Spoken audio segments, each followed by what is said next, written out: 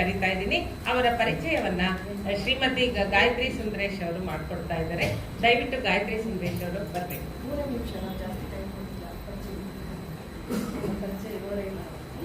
ಗಾಯತ್ರಿ ಸುಂದರೇಶ್ ಕೂಡ ಬಹಳ ಸೃಜನಶೀಲ ಮಹಿಳೆ.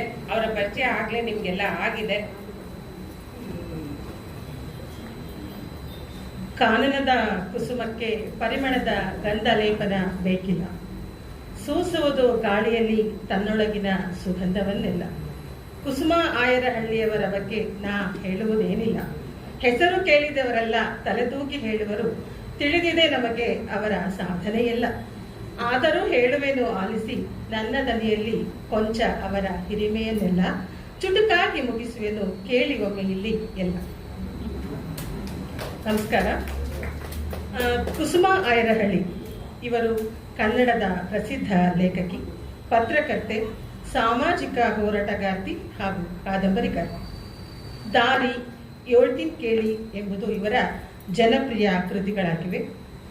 ಮೈಸೂರು ಸಮೀಪದ ಆಯರಹಳ್ಳಿ ಗ್ರಾಮದವರು ಎಂಬುದು ನಮಗೆಲ್ಲ ಮತ್ತಷ್ಟು ಹಿರಿಮೆ. ಕನ್ನಡ ಮತ್ತು ಪತ್ರಿಕೋದ್ಯಮದಲ್ಲಿ ಸ್ನಾತಕೋತ್ತರ MA ಪದವಿಯನ್ನ ಪಡೆದಿರುವ ಕುಸುಮಾರವರು ವಿದ್ಯಾರ್ಥಿ ದೆಸೆಯಿಂದಲೇ ವಿವಿಧ ಜನಪದ ಚಳವಳಿಯಲ್ಲಿ ಸಕ್ರಿಯರಾಗಿದ್ದರು. ಮಾಧ್ಯಮ ರಂಗದಲ್ಲಿ ತಮ್ಮ ವೃತ್ತಿ ಜೀವನವನ್ನ ಆರಂಭಿಸಿದ ಇವರು ಪ್ರಮುಖ ಪತ್ರಿಕೆಗಳಲ್ಲಿ ಲೇಖನಗಳನ್ನ, ಅಂಕಣಗಳನ್ನ ಬರೆಯುತ್ತಾ ತಮ್ಮ ಸಾಹಿತ್ಯ ಸೇವೆಯನ್ನ ನೂರ್ಪಡಿಗೊಳಿಸುತ್ತಲಿದ್ದಾರೆ. ವಿದ್ಯಾರ್ಥಿ ದೆಸೆಯಿಂದಲೇ ಮೈಸೂರು ಆಕಾಶವಾಣಿಯ ಯುವವಾಣಿಯಲ್ಲಿ ಕೆಲಸ ನಿರ್ವಹಿಸಿದ ಅನುಭವವನ್ನು ಹೊಂದಿರುವ ಇವರ ಆಲೋಚನೆಗಳು ವಿಶೇಷ, ವಿಭಿನ್ನ ಹಾಗೂ ವಿಸ್ಮಯ. ಸುದ್ದಿವಾಹಿನಿಗಳಲ್ಲಿ ಕೃಷಿಗೆ ಸಂಬಂಧಿಸಿದ ವಿಚಾರಗಳನ್ನು ತಿಳಿಸುವಲ್ಲಿಯೂ ಸಹ ಇವರು ಸಫಲರಾಗಿದ್ದಾರೆ.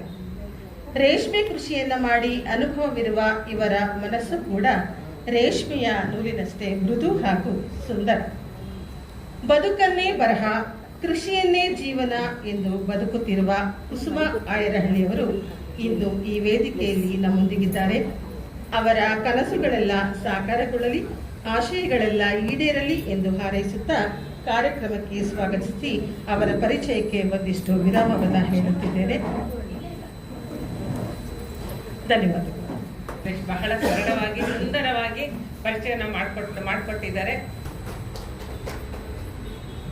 ಈ ಮಹಾನ್ ಸಾಹಿತ್ಯ ಪ್ರತಿಭೆ ಅಂತ ಹೇಳಬೇಕು. ಇವ್ರನ್ನ ಪರಿಚಯಿಸುವಂತಹ ಒಂದು ಒಳ್ಳೆಯ ಅವಕಾಶವನ್ನು ಕಲ್ಪಿಸಿಕೊಟ್ಟ ನಮ್ಮ ಬಳಗಕ್ಕೆ ನನ್ನ ತುಂಬು ಹೃದಯದ ಕೃತಜ್ಞತೆಗಳನ್ನ.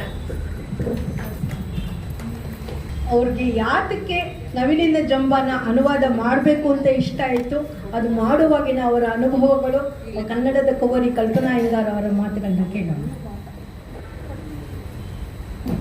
ಎಲ್ಲರಿಗೂ ನಮಸ್ಕಾರ. ಒಂದು ಗಾದೆ ಇದೆಯಲ್ಲ, ಹೂವಿನ ಜೊತೆ ನಾರು ಸ್ವರ್ಗಕ್ಕೆ ಹೋಯಿತು ಅಂತ. I am blessed. ಇಂಗ್ಲೀಷಲ್ಲಿ ಇಂಟ್ರೊಡಕ್ಷನ್ ಕೇಳಿ ಕೇಳಿ ಬೇಜಾರಾಗಿತ್ತು. ತುಂಬ ಸೊಗಸಾಗಿ ಇಂಟ್ರೊಡ್ಯೂಸ್ ಮಾಡಿಕೊಟ್ಟಿದ್ದೀರಾ. Thank you very much. So CLA ಅಂತ ಒಂದು ಆರ್ಗನೈಸೇಷನ್ ಇದೆ, ಚಿಲ್ಡ್ರನ್ಸ್ ಲಿಟ್ರೇಚರ್ ಅಸೆಂಬ್ಲಿ ಅಂತ. It is from university of Arizona. University of Arizona is the think tank of children's literature. ಅವರು ಒಂದು ಸ್ಟ್ಯಾಟಿಸ್ಟಿಕಲ್ ಡೇಟಾ ರಿಲೀಸ್ ಮಾಡಿದ್ರು. ಎಷ್ಟೆಷ್ಟು ವಿಷಯಗಳ ಬಗ್ಗೆ ಮಕ್ಕಳ ಪುಸ್ತಕ ಬರ್ತಾ ಇದೆ ಅಂತ.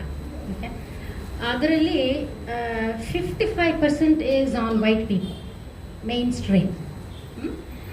25% is on animals, 5% on Latinx, 1% on African American, and none on Asian Indians, like me, my children.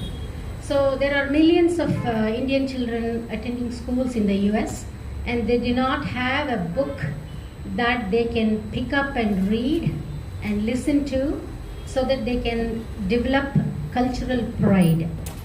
Okay. So that was the reason why after I was introduced to Navilina Jamba, I decided to translate and requested Meenakshi ma'am that she would give me permission and her blessing.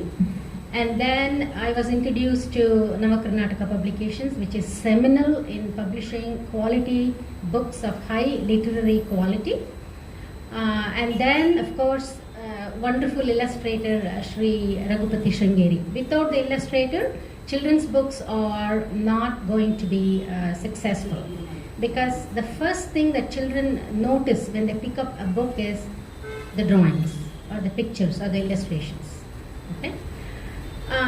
In lieu of time, I'm not going to present the matrix that Dr. Smith and I have developed.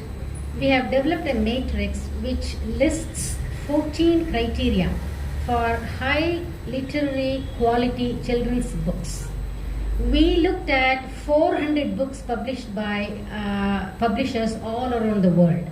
But nandu focus is Indic centric. Indic centric andre the plot points, they have to be relational to Indian children, Indian milieu, Indian ethos, and then Indianness, to be very brief and succinct. There are not many books, and sir ಹೇಳಿದ್ರು, not many books are published about Indian children in English. I don't know about the state of affairs here in India. This is one of the books that meets all the 14 criteria. Okay? There are no negatives in this book. It's a simple story where there is a peahen. You know, in the animal kingdom, the males are more beautiful and handsome and they have prowess, blah blah blah, right?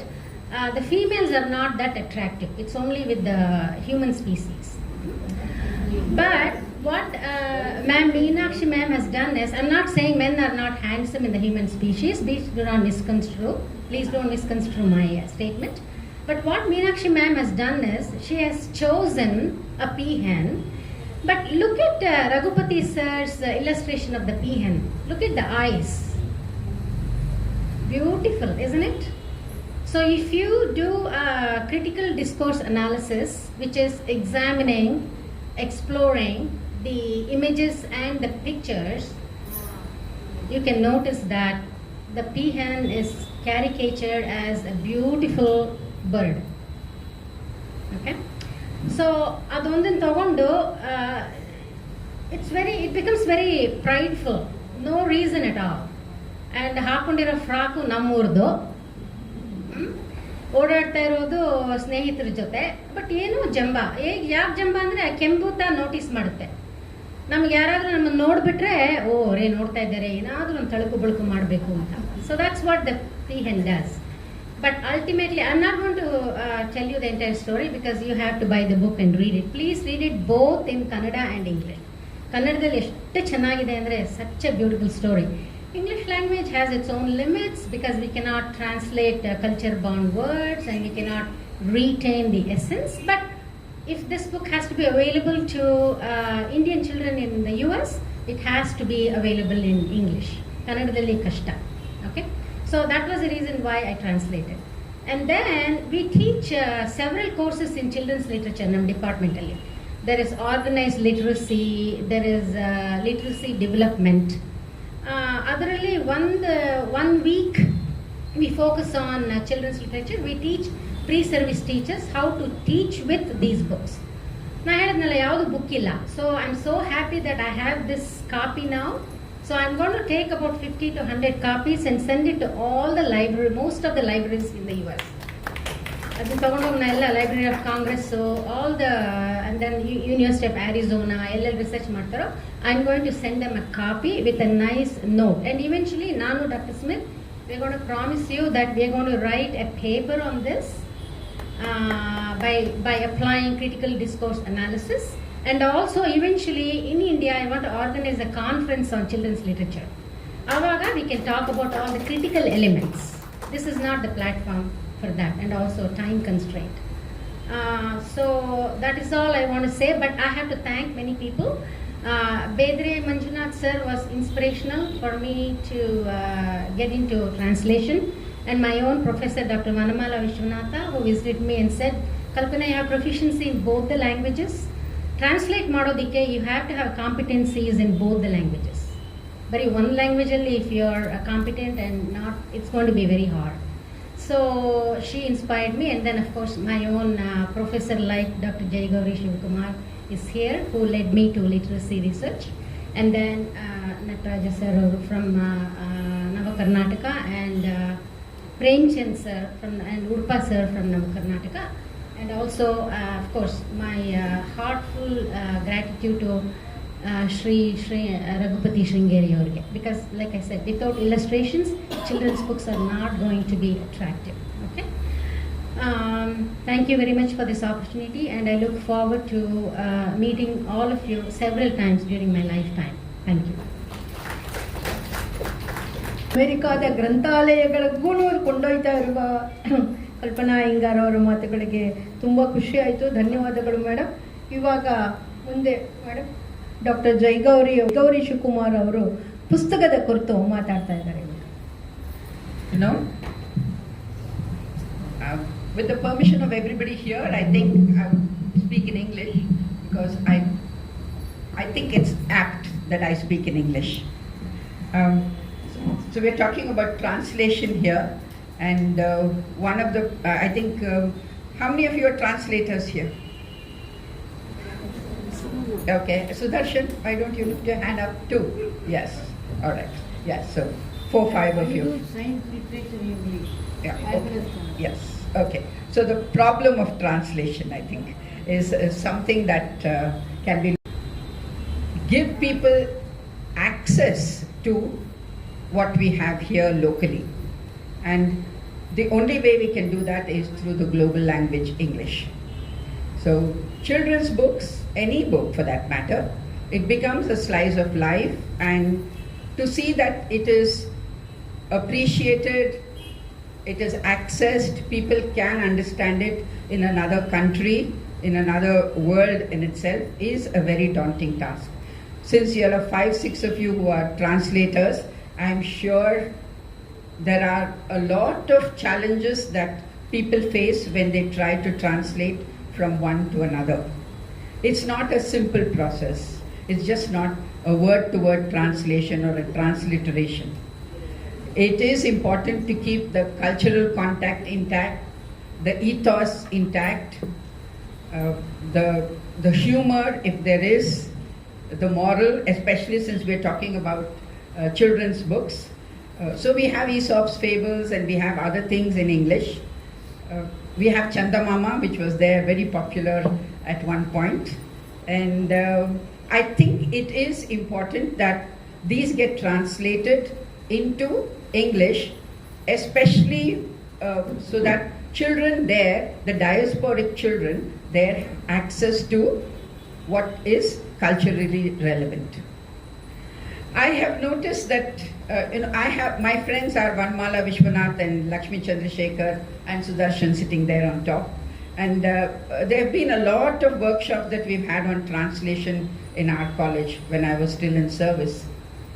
And for them, the biggest challenge has been not to translate from Kannada to English, but how to maintain the ethos, the cultural dimension of it intact, and how not to sacrifice one for the sake of the other.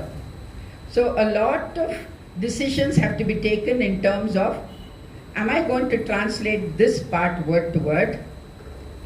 Am I going to find an equivalent idiomatic expression in English?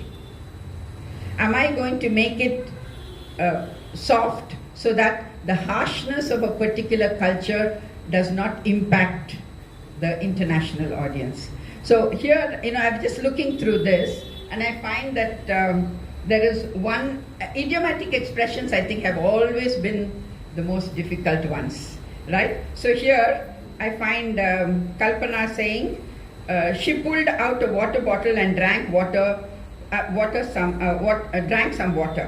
Next, Mayuri offered the bottle to Kembuta and said, "You must be thirsty. Here, drink some water, but do not put saliva on the bottle."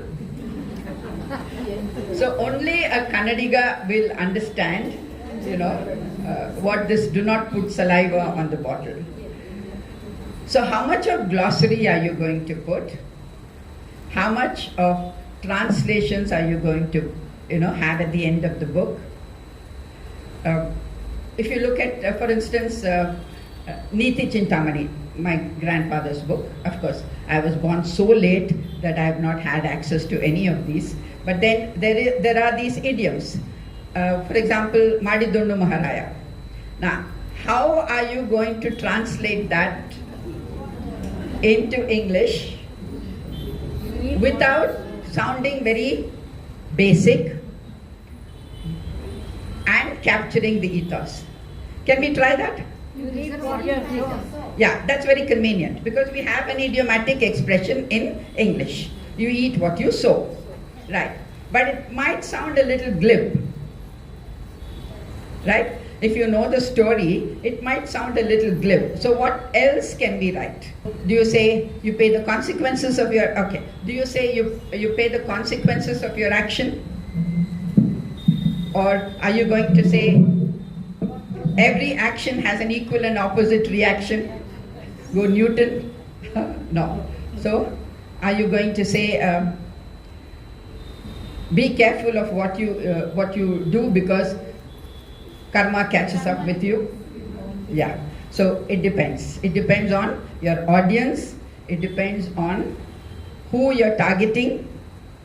If it is another South Asian, if you're translating from Kannada to English and you know your target audience are South Indians, maybe you can take more liberties.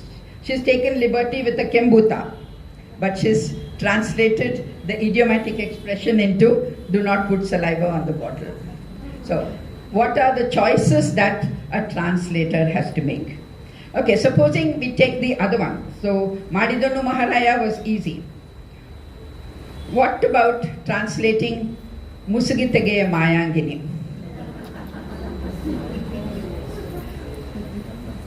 We don't have a very easy equivalent there. Right? So what will you say? Let's try. What will we say? Yeah, you're doing this. That's right. So Open the mask. open the mask. Okay. Pull off your mask. Unmask yourself.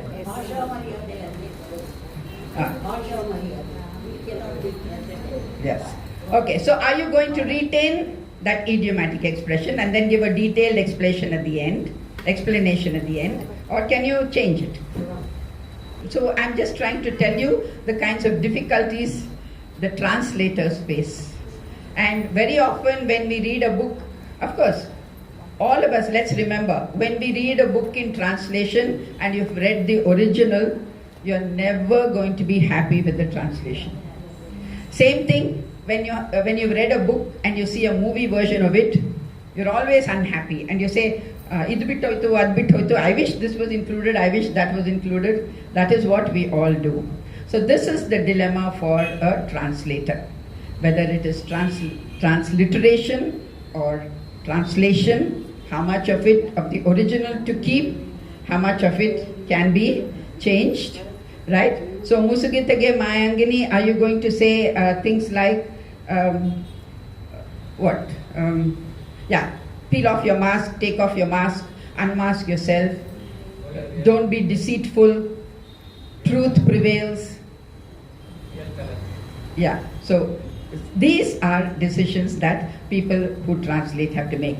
And when people are translating children's literature, then it's all the more a daunting task because you want to keep the moral intact, you want to keep the message intact, you want to ensure that the message reaches the target audience. And if it's a diasporic audience, then how much of the local language you're going to keep and how much of the culture is intact. So this is a huge dilemma for people.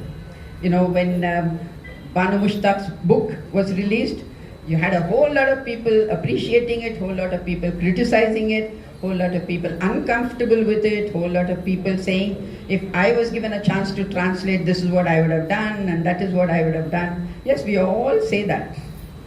But putting pen to paper and finally deciding this is important, I think that is the privilege of the translator. So thank you very much for giving me this opportunity, and I'm very happy to be here, and I'm also glad that I was part of Madam Leelavati's the whole thing, because it was a very vibrant discussion. Thank you very much.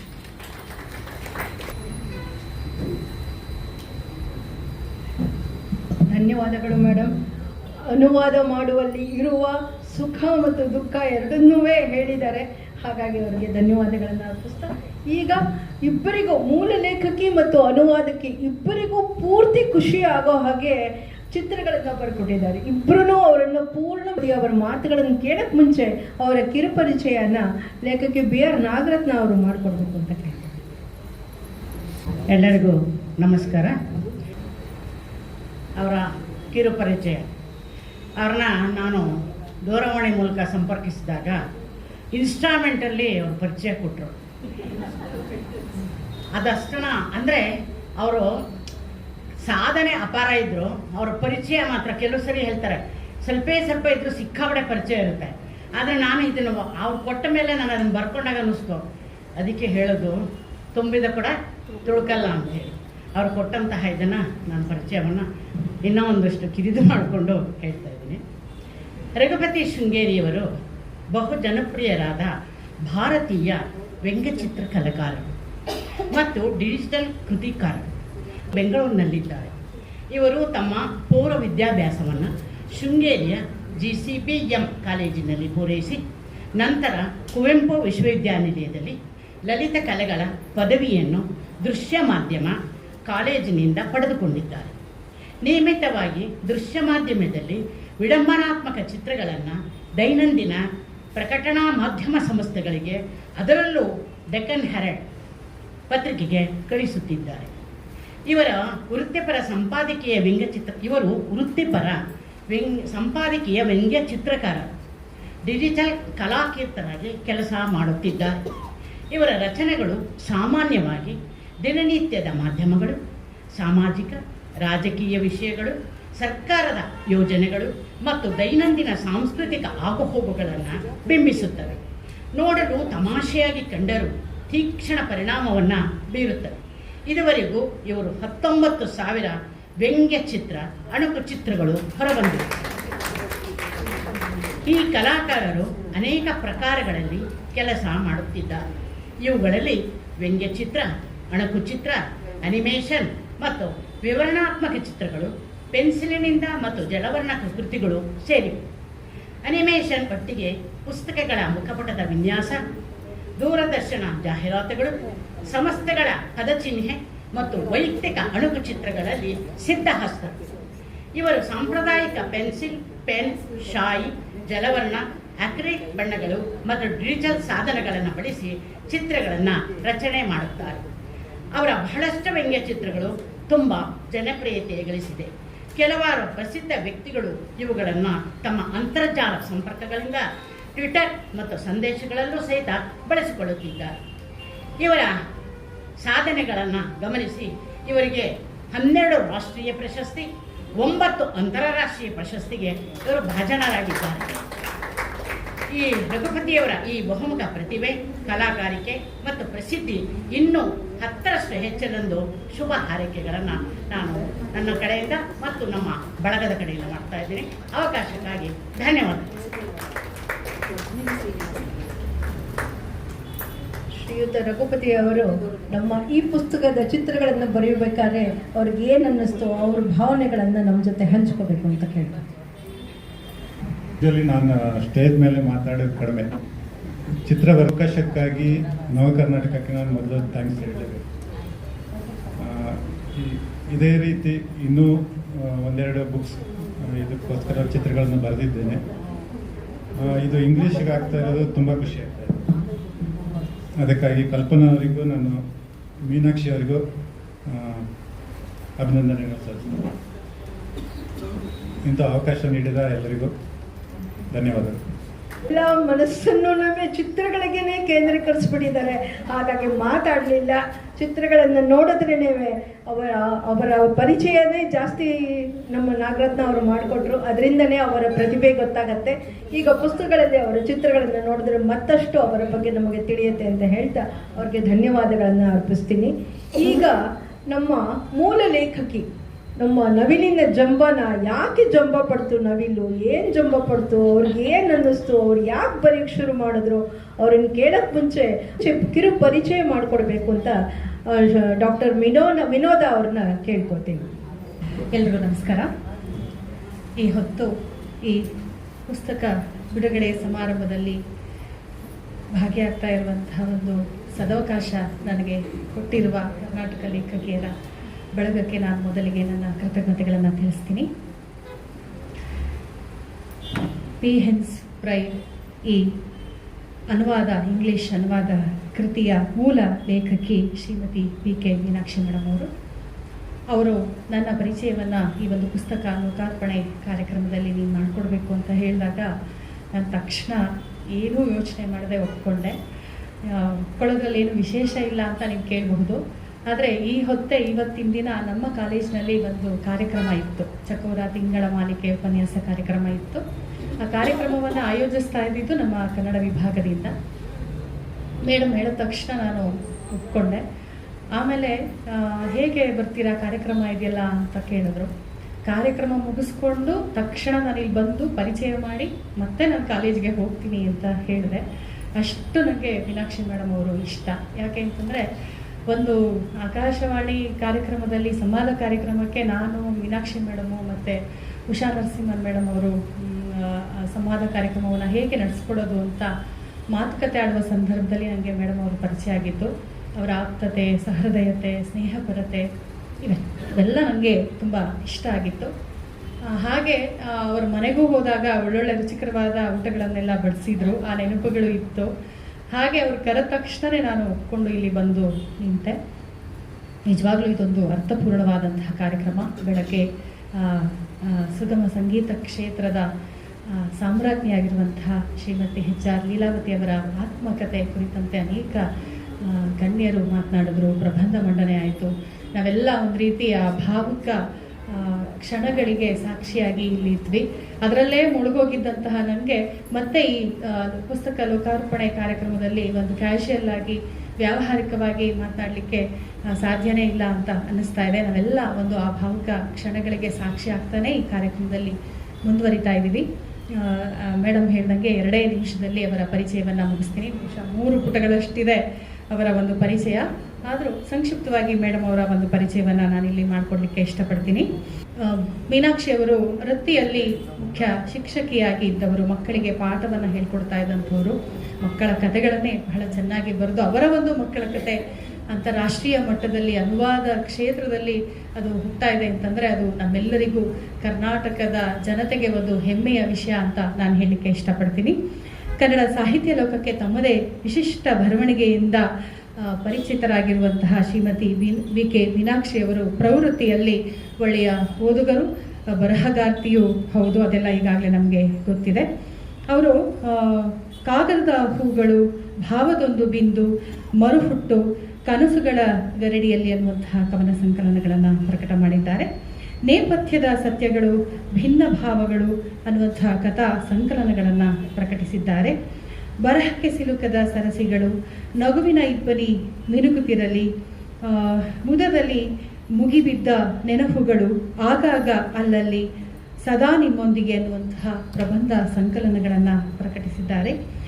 ಚಿಣ್ಣರಿಗಾಗಿ ಚಂದದ ಕಥೆಗಳು, ಮೋನು ಮತ್ತು ಆನೆ ಇನ್ನಿತರ ಮಕ್ಕಳ ಕಥೆಗಳನ್ನು ಅವರು ಪ್ರಕಟ ಮಾಡಿದ್ದಾರೆ. ಹೀಗೆ ಅನೇಕ ಪ್ರಕಾರಗಳಲ್ಲಿ ಅವರು ತಮ್ಮ ಸಾಹಿತ್ಯದ ಕೊಡುಗೆಯನ್ನು ಕೊಟ್ಟಿದ್ದಾರೆ. ಇವರ ಈ ಒಂದು ಕೊಡುಗೆಯನ್ನು ಗಮನಿಸಿ ಇವರಿಗೆ ಅನೇಕ ಪ್ರಶಸ್ತಿಗಳು ಬಂದಿವೆ. ಅದರಲ್ಲಿ ಬಹಳ ಮುಖ್ಯವಾಗಿ ರಾಜ್ಯ ಮಟ್ಟದ ಕವನ ಸ್ಪರ್ಧೆಗಳಲ್ಲಿ ಅನೇಕ ಬಹುಮಾನಗಳನ್ನು ಇವರು ಪಡ್ಕೊಂಡಿದ್ದಾರೆ. ಉತ್ತಮ ಕವಯತ್ರಿ ಎನ್ನುವಂತಹ ಪ್ರಶಸ್ತಿ ಸಹ ಇವರಿಗೆ ಸಿಕ್ಕಿದೆ. ರಾಜ್ಯ ಮಟ್ಟದ ಕಥಾ ಸ್ಪರ್ಧೆಗಳಲ್ಲೂ ಸಹ ಅನೇಕ ಬಹುಮಾನಗಳನ್ನು ಇವರು ಪಡ್ಕೊಂಡಿದ್ದಾರೆ. ದಸರೆಯ ಕವಿ ಎನ್ನುವಂತಹ ಒಂದು ಬಿರುದು ಸಹ ಇವರಿಗೆ ಸಿಕ್ಕಿದೆ. ದಸರಾ ಕವಿಗೋಷ್ಠಿಯಲ್ಲೂ ಸಹ ಇವರು ಭಾಗವಹಿಸಿದ್ದಾರೆ. ದಿಟ್ಟ ಮಹಿಳೆ ಪ್ರಶಸ್ತಿ ಸಿಕ್ಕಿದೆ, ಕಲಾಶ್ರೀ ಎನ್ನುವಂತಹ ಪ್ರಶಸ್ತಿ ಸಿಕ್ಕಿದೆ. ಹಾಗೆಯೇ ಅನೇಕ ಬ್ಲಾಗ್ಗಳಲ್ಲೂ ಸಹ ಇವರ ಕವನ ಮತ್ತು ಕಥೆಗಳಿಗೆ ಬಹುಮಾನಗಳು ದೊರಕಿವೆ. ಮುಖ್ಯವಾಗಿ ಮೇಡಮ್ ಹೇಳಿದಂಗೆ ಮೈಸೂರು ಮಿತ್ರ ದಿನಪತ್ರಿಕೆಯಲ್ಲಿ ಇವರ ಕಥೆಗಳು ಪ್ರಕಟವಾಗಿವೆ. ಸಂದರ್ಭದಲ್ಲಿ 2 ಬಾರಿ ಪ್ರಥಮ ಬಹುಮಾನಗಳನ್ನು ಇವರ ಕಥೆಗಳು ಪಡೆದುಕೊಂಡಿವೆ. ದಯವಿಟ್ಟು ಎಲ್ಲರೂ ಚಪ್ಪಾಳೆ ಹೊಡಿಬೇಕು ಅಂತ ಕೇಳ್ಕೊಳ್ತೀನಿ. ಹಾಗೆ ವಿಶ್ವವಿಖ್ಯಾತ ದಸರಾ ಕವಿಗೋಷ್ಠಿಯಲ್ಲೂ ಸಹ ಇವರು ಕವನ ವಾಚನವನ್ನು ಮಾಡಿದ್ದಾರೆ. ಅನೇಕ ರಾಜ್ಯ ಮಟ್ಟದ ರಾಷ್ಟ್ರ ಮಟ್ಟದ ಕವಿಗೋಷ್ಠಿಗಳಲ್ಲಿ ಇವರು ಅಧ್ಯಕ್ಷತೆಯನ್ನು ವಹಿಸಿ ಆ ಕವಿಗೋಷ್ಠಿಗಳನ್ನು ಅತ್ಯಂತ ಯಶಸ್ವಿಯಾಗಿ ನಡೆಸಿಕೊಟ್ಟಿದ್ದಾರೆ. ಈಗಲೂ ಬರೀತಾನೇ ಇದ್ದಾರೆ. ಸಹೃದಯರು, ಸ್ನೇಹಪರರು ಆಗಿರುವಂತಹ ಮೀನಾಕ್ಷಿ ಮೇಡಮ್ರವರನ್ನು ಈ ಒಂದು ಸಂದರ್ಭದಲ್ಲಿ ಪರಿಚಯ ಮಾಡ್ತಾ ಇರುವಂಥದ್ದು ನನಗೆ ಬಹಳ ಹೆಮ್ಮೆ ಅಂತ ಅನ್ನಿಸ್ತಾ ಇದೆ. ಅವರನ್ನು ಪರಿಚಯಿಸ್ತಾ ಈ ಒಂದು 2 ಮಾತುಗಳನ್ನು ಆಡಲಿಕ್ಕೆ ನನಗೆ ಅವಕಾಶ ಮಾಡಿಕೊಂಡಂತಹ ಎಲ್ರಿಗೂ ನನ್ನ ನಮಸ್ಕಾರಗಳನ್ನ ತಿಳಿಸ್ತಾ ನನ್ನ ಮಾತುಗಳನ್ನು ಮುಗಿಸ್ತೀನಿ. ನಮಸ್ಕಾರ. ಮುಕ್ತವಾಗಿ ಪರಿಚಯ ಮಾಡಿಕೊಟ್ಟಂಥ ಡಾಕ್ಟರ್ ವಿನೋದ ಅವರಿಗೆ ಧನ್ಯವಾದಗಳು. ನಮ್ಮ ಮೀನಾಕ್ಷಿ ಮೇಡಮ್ದು ಪ್ರತಿ ತಿಂಗಳು ತುಷಾರದಲ್ಲಿ ಏನಾದ್ರು ಒಂದು ಇದ್ದೇ ಇರುತ್ತೆ. ತುಷಾರ ತೆಗೆದ ತಕ್ಷಣ ಅವ್ರದ್ದು ಏನಾದ್ರು ಒಂದು ಪುಟ್ಟ ಕಥೆನೋ ಆರ್ಟಿಕಲ್ಲೋ ಏನಾದ್ರು ಒಂದು ಇದ್ದೇ ಇರುತ್ತೆ. ಹಾಗೆ ಅವರು ನವಿಲಿನ ಜಂಬ ಹೇಗೆ ಬರೆದ್ರು ಕೇಳೋಣ ಬನ್ನಿ. ವಿನೋದ್ ಅವರು ಬಹಳ ಆಪ್ತವಾಗಿ ಪರಿಚಯವನ್ನ ಮಾಡಿಕೊಟ್ಟಿದ್ದಾರೆ. ನಾನು ಹಾಗೆ ಹೌದೋ ಅಲ್ವೋ, ಆದರೆ ಅವ್ರು ಪರಿಚಯ ಮಾಡಿಕೊಟ್ಟಿದ್ದು ನಂಗೆ ತುಂಬ ಖುಷಿ ಆಯಿತು. ರಘುಪತಿ ಅವರು ಮಾತಾಡಿದ್ಮೇಲೆ ನಾನು ಇಷ್ಟುದ್ದ ಹೇಗಪ್ಪ ಮಾತಾಡೋದು ಅಂತ ಯೋಚನೆ ಆಗಿದೆ. ಅವ್ರು 2 ಮಾತಲ್ಲಿ ಮುಗಿಸಿದ್ರು. ಆದರೂ ನಾನು ಅನಿವಾರ್ಯ ಮಾತಾಡಲೇಬೇಕಾಗಿದೆ. ಇವತ್ತು ನಾನು ಮೊದಲನೇದಾಗಿ ನಾನು ಉಷಾ ನರಸಿಂಹನ್ಗೆ ಥ್ಯಾಂಕ್ಸ್ ಹೇಳಬೇಕು. ಮೊದಲನೇದಾಗಿ ನಾನು ಅವ್ರಿಗೆ ಹೇಳಬೇಕು. ಯಾಕೆ ಅಂತಂದರೆ ಇವತ್ತು ನಾನು ಇಲ್ಲಿ ನಿಂತು ಮಾತಾಡ್ತಿದ್ದೀನಿ ಅಂತಂದರೆ ಉಷಾನೇ ಕಾರಣ. ಯಾಕೆ ಅಂತ ಅಂದರೆ ಮೊದಲನೇದಾಗಿ ನಮ್ಮ ಒಂದು ಕಾರ್ಯಕ್ರಮ ನಡೀತು. ಮೋಸ್ಟ್ಲಿ ಪದ್ಮಾನಂದ್ ಮೇಡಮ್ ಅದು ಪುಸ್ತಕ ಬಿಡುಗಡೆ ಇರಬೇಕು. ಆ ಸಮಾರಂಭದಲ್ಲಿ ಕಲ್ಪನಾ ಅಯ್ಯಂಗಾರ್ ಬಂದಿದ್ರು. ಕಲ್ಪನಾ ಅಯ್ಯಂಗಾರ್ದೇ ಪುಸ್ತಕ ಬಿಡುಗಡೆ ಆಯಿತು. ಅದರಿಂದ ನಾನಿವತ್ತು ಇಲ್ಲಿ ನಿಂತಿದ್ದೀನಿ. ಅವರು ಆ ಪುಸ್ತಕವನ್ನು ತುಂಬ ಆನಂದದಿಂದ ಟ್ರಾನ್ಸ್ಲೇಟ್ ಮಾಡಿದ್ದಾರೆ. ತುಂಬ ಖುಷಿ ಆಯಿತು ನನಗೂ ಕೂಡ ಆ ಪುಸ್ತಕ ನೋಡಿ. ಇವತ್ತು ಅವರು ಎಷ್ಟು ಕೃತಜ್ಞಳಾಗಿದ್ದೀನಿ ಅಂತ ಅನ್ಕೊಳ್ತೀನಿ. ಯಾಕೆ ಅಂತಂದರೆ ನನಗೇನು ಈ ಅನುವಾದ ಇದು ಅದ್ರ ಬಗ್ಗೆ ಏನು ಇರಲಿಲ್ಲ. ನನ್ನಷ್ಟಿಗೆ ನಾನು ಬರ್ಕೊಂಡಿರೋದು ಅಷ್ಟೇ ನನಗೆ ಗೊತ್ತಿದ್ದಿದ್ದು. ಆದರೆ ಇದು ನನ್ನ ಪುಸ್ತಕ ಅದು ನವಕರ್ನಾಟಕದಿಂದ ಬಂದಿರೋ ಒಂದು ಪುಸ್ತಕನ ಅನುವಾದ ಮಾಡಿ ಅದನ್ನು ನಾನು ಕನಸಲ್ಲಿ ಕಾಣೋ ಅಮೆರಿಕಾಗೆ ಇವರು ತಲುಪಿಸ್ತಾ ಇದ್ದಾರೆ. ಆ ಸ್ಟೂಡೆಂಟ್ಸ್ ಆ ಪುಸ್ತಕವನ್ನು ಓದ್ತಾರೆ ಅಂತಂದರೆ ನನಗೆ ನಿಜವಾಗ್ಲೂ ಅದಕ್ಕೆ ನಾನು ಕೃತಜ್ಞತೆ ಅಂತಲೇ ನಾನು ಅಂದ್ಕೊಳ್ತೀನಿ. ನಂಗೆ ತುಂಬ ಸಂತೋಷ ಆಯಿತು. ಆಮೇಲೆ ಅವ್ರು ಟ್ರಾನ್ಸ್ಲೇಟ್ ಮಾಡಿರೋದು ಕೂಡ ಅವರು ಎಷ್ಟು ಸರಳರೋ ಅದೇ ರೀತಿ ಸರಳರು, ಜೊತೆಗೆ ಇನ್ನೊಂದು ಸುಂದರ ಅಂತ ಬರುತ್ತೆ, ಸೌಂದರ್ಯವತಿ ಕೂಡ ಅವರು. ಅದರಿಂದ ಎಷ್ಟು ಸರಳವಾಗಿ ತುಂಬ ಚೆನ್ನಾಗಿ ಓದಿದ್ರೆ ಕನ್ನಡ ಓದಿದ ಇದರಲ್ಲೇ ಅರ್ಥ ಆಗೋಗುತ್ತೆ. ಅಷ್ಟು ಚೆನ್ನಾಗಿ ಅವರು ಟ್ರಾನ್ಸ್ಲೇಟ್ ಮಾಡಿದ್ದಾರೆ. ತುಂಬ ಚೆನ್ನಾಗಿದೆ. ಎಷ್ಟು ಪ್ರಾಜ್ಞರು ದೇಶವನ್ನು ಸುತ್ತುತ್ತಾರೆ, ಕೋಶವನ್ನು ಓದ್ತಾರೆ.